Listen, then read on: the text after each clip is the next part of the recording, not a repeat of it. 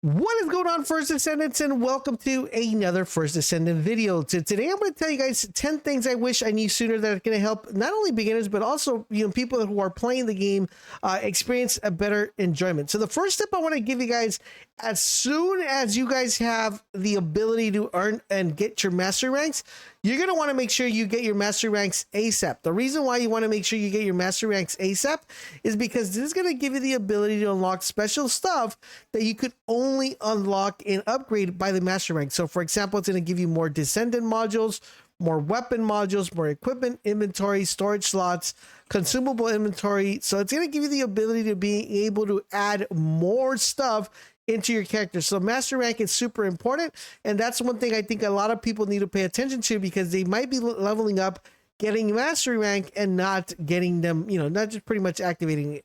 Next up, guys, we're going to go into our inventory. We're going to go into our inventory here real quick. We're going to go into the weapons. So really important about the weapons, guys.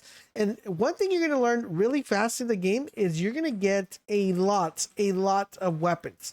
So you're going to get a lot of weapons when you're playing. And one thing that's going to come into play, it's going to say, yo, you don't have enough space in your inventory anymore to carry more weapons. So what you want to do is you want to make sure you go to this thing, this little tab here called filter all junk. And what this is going to allow you to do, it's going to allow you to set weapon levels on how much weapon levels you want to get. So for example, let's say you don't want to get any weapon that's lower than level 10. Then you go to the filter junk and you actually set this, right? And you set this to the level. So basically you want weapons only 13 and above. That's what it's going to give you. If you want to lower this, you could say, I am level 8 or level 5, whatever level you are. So for example, these are all level 8s. You would go in here, you would go to the filter. I would set this to 8 here. So that means I'm only going to get weapons that are level 8 and higher. And you're going to want to make sure you increase this as you go and as you progress. So you're getting weapons that are only falling under these categories. So you're not getting any lower level weapons. Okay, because the next tip I want to give you, it falls under a weapon as well. And that is learning how to know what is a good weapon and what is a bad weapon. I'll have a separate video going over like weapons and what you could look for and what are the best stats to get them. But you also want to take a look at the weapons as you're playing. You just want to go quickly hover over them, and you're going to notice that these weapons are going to draw with stats. And those stats in particular are going to be very crucial to being, to helping you not only as a descendant, but will also be able to tell you if you should keep that weapon or if you should dismantle it. Sometimes, you could get a really bad roll, like a level 10 weapon, but it has some really good stats. You want to keep them. The way you know what stats you want to keep is, for example, this weapon has 2 yellows, 1 purple, and 1 blue. If you get a really good weapon, it's going to have 3 yellows and 1 purple, or it could have 2 yellows and 2 purples. That means that is a pretty good weapon and you might want to keep it. So this is a very interesting weapon. I'm going to want to make sure I keep this one, even though it has a blue one. Remember, you can still re-roll certain weapons if they're good or if they're not. So that's tip number 2. For tip number 3, guys, you want to make sure that you're using every weapon type. And the reason why you want to make sure you're using every weapon type, because if you notice here with the hand cannon that I have here, I have a proficiency level 10 with this weapon. If you see the shotgun here, I have a proficiency level 9 with this weapon. As these proficiencies progress, and I haven't used this LMG, but if I start using this LMG, that proficiency level is going to increase. And the great thing about proficiency level is that it's going to help me level up my character, in the sense that it's going to give me points into the master rank. And of course, the higher the master rank, the better stuff that I'm going to be able to use.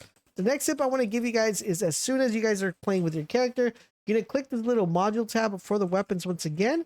And you're going to go in here, and this stuff is going to make your weapons even better. Now, of course, I will have an in-depth video on the weapons and how to build them, what are the best stats. But basically, you just want to go to the weapon and you're just going to click where it says equip recommended modules. And that's going to apply the recommended modules for you guys and just makes that weapon so much better. So let me show you guys exactly what I mean. So I can literally unequip everything right here. That's going to unequip everything, as you see right here. Look at the big difference of the stats. So as you see right there, but if I go to equip recommended stats and confirm it, you're going to see that the weapon got better stats, and it's just going to help me complete missions really fast. So you just go here, save, and now that weapon has a little bit more damage than it did prior to that. The next thing you want to do is you want to make sure you go to the reactor. So this is going to be another tip. For the reactor, you want to make sure that this reactor you're doing 2 things. Number 1 is that you're applying the correct reactor for your correct descendant. And in addition to that, you want to make sure that you're getting all the benefits from that reactor. So for example, Valby here, she is going to be running off of the pretty much her skill set, right? So she goes through here. So if I go through this reaction here, she goes off fusion, as you see right there. She's a fusion player. So if you go here, you're going to notice that each individual one, like for example, if you have Blair, you can go to fire, there's going to be for him. If you go to chill, it's going to be like that. And each descendant is going to have one of these components. It's going to be fusion, singular. So for her, it's fusion. So I want to make sure I look at the one that has the best one here. So I click on here and I click fusion. This is going to show me all the reactors that have fusion enabled. And this one in particular has it. But another tip I want to give you is on top of this, okay, on top of this, you could still maximize it because as you see right here, it says optimization condition. So to make this even better, it says I already meet one requirement, but if you want to make this even better, you're going to want to make sure you use an assault rifle. So if I go here to my character and I switch this and I go to assault rifles and I go and I put this one in there, right? So let's say I go and put this right here now. All right, so now I have the assault rifle. If I have the assault rifle and I go to the reactor, now the reactor is going to have that checked off and it's going to say, okay, assault rifle is equipped, so it's going to optimize this particular reactor, which makes it really, really good. So as you see right here, it says, in order to get this even further, I am missing skill power 100. So to get that, I'm going to have to course level up my character. This is a fresh character, so that's the reason why it's not that. The next thing I want to talk about is the external components. For the external components, it's extremely important that you understand how these work. A lot of people, when they look at these, they'll go off and be like, okay, this is a level 3, this is level 8, let me put that. So for this reactor, it works that way, right? So the level really matters, and the optimization really matters as well. But for these, what actually really matters is not so much the actual number or the actual level of the device.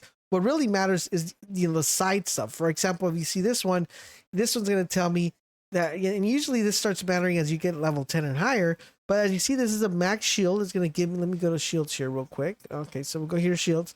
So this one right here, let me show you guys. This one has a max shield of 9, max shield of 9, max shield of 9, max shield of 9. Okay, so if I go here, this is a max shield of 17. So that's a big difference just on that. But as you progress through the game, that's not going to become so important. What's actually going to become important is the fact of what sets they have as far as the set effects, right? So for example, we see here is telling me that out of this one, I have 2 thumb Vanguard sets, right? So if I apply these 2 sets together and I put them together as one, it's going to give me defense of a plus 25. So as you see here, I have another thumb one, and then it gives me the equipment drop rate increase modifier, right? So this is going to allow me to get more stuff and equipment from these modifiers. So that's basically what you want to do. For example, this is going to give me a max shield. So if I go to max shield here, right? This one's a max shield and enhancement sensor. So if I click on this one and I look at the other ones, right? I'm going to see if there's anyone that gives me a little bit more XP, because some of these will drop with more XP. So if I go to, if I go to defense here and I look at this one, this is going to increase the drop rate, right, for the modifier. So this is the ultimate one compared to this level 10 one. But if I notice this one right here, you see the big difference right there? So if I apply this one here, even though it's a level 9, it still has more value than the actual numbers. So I hope that makes sense for you guys. Plus, you also want to look for another tip. You want to make sure that sometimes you check if you have 2 of the same sets, because if you have 2 of the same sets, they're going to give you some sort of bonus. As you guys see this one, this is really good for Bunny, because this is going to provide skill power modifier for electricity and resistance. So that's really good. So you want to constantly be paying attention to that. All right. So for the other tip I want to give you guys, once again, we're going to go back into the weapons. So we're going to put all of them right here. Guys, whenever you dismantle a weapon, right? So whenever you dismantle a weapon, so let's say I want to dismantle this machine gun here. This is going to be extremely important, because what this is going to allow you to do, it's going to give you guys components that you could definitely use to upgrade and re-roll weapons. So it's going to be extremely important that you start dismantling stuff as soon as you can, because when you dismantle, it's going to say confirm, and you're going to give you these components. Now, these particular components are used to level up and upgrade your weapons, which is really, really cool to have. Okay. So that's one other tip I want to give you. Start dispensing as much as you can. The other tip I want to give you guys is make sure that you're constantly doing side quests. And the way the side quest works is if you go to your menu right here and you go to quest, you're going to be getting two sort of quests. So you have the main quest line, right? This is the stuff that you need to do to progress throughout the game. And then you have subquests and Descendant exclusive quests. So if you go to the subquests, these are going to allow you guys to not only get, like unique and rare weapons, but they're going to also help you unlock Descendants as well. For example, this one we're able to obtain Friana, so without having to buy her. So we're able to do this really early in the game, and this will theoretically tell you where you need to go and what you need to do in order to unlock her. And it's also going to help you unlock weapons. For example, if you want to unlock the Thunder Cage, you're going to be able to do that by just doing side subquests within the map. So you could just kind of stick into that. The next tip I want to give you guys, and that's going to be pretty much following along the Descendant route. So if we go here and then we go to Descendants, hold on, let's bring that back. And we go to Descendant list. So we go here. As you see right here, guys, I have a level 6 Valve, a level 21 Visa. I have a level 10 Bunny. So I have all of these unlocked. Now, what you constantly want to be doing with these guys, you want to be leveling these up each individually, because you are going to be helping your main character, whatever character you decide to play as. It's going to be helping it in the long run, because you never know which one is going to be like the main one that everybody's going to be using, the one that's going to have an OP build. If you get stuck only playing with one character, that's not going to help at all. So you want to make sure that as you're unlocking characters, you're leveling them up, because that's going to help you quite a lot as you progress throughout the game. Another tip I want to give you is this is really important, that whenever you click on the Descendant, you're going to notice that this is going to change, right? This is going to change right here. And when you hover on it, it's going to tell you, for example, I go back to her and you hover of it, it's going to tell you what the attribute is. For example, this one's fusion. For example, if you notice, this one is ice and fusion. If we click on Bunny and we go here, it's going to be electricity and fusion. That's going to be really important, because when you're actually making builds, so for example, if you're going to your Descendants and you're activating reactors and you're looking at that. So, for example, let's take a look at Valby. So we click in here, it says non-attribute and it says fusion, right? So if I go to her and then I go to this reactor right here, I can literally start fusing this for like non-attribute. So I can see, okay, there's another one. These are non-attribute ones that are going to be showing right now. And these are going to be like, okay, well, is this better than the one I currently have? And you could actually go ahead and compare these to figure out exactly what to do. So for example, if you press down on the left thumbstick, if you do that, it's going to automatically compare for you guys. And this is something that it's really cool, because maybe you don't have an assault rifle. Maybe you have a scout rifle and it's actually going to be better. Or if you're using a lot of your skills, you're going to want to have one that has more skills. So for example, if I go to this one, as you see right now, there isn't any other one that's better than the one I'm currently using. But if there is a specific weapon that I'm probably using more than other ones, that's going to help me out a lot, then that would be better. Plus, in addition to that, the sub categories or the sub perks that you get, like for example this one has a yellow one, which is a fusion skill power boost rate, which is really good. So as you see right here, there are some good reactors. Even though they're lower level, they're still doing pretty well when it comes to the proficiency level and how you progress throughout the game. Hope you guys learned something new while watching this video. If you did, make sure you guys drop a comment, drop a like, and I will see you guys on the next one. We have a ton of information coming for the First Descendant, so stay tuned to the channel, and I'll talk to you guys later.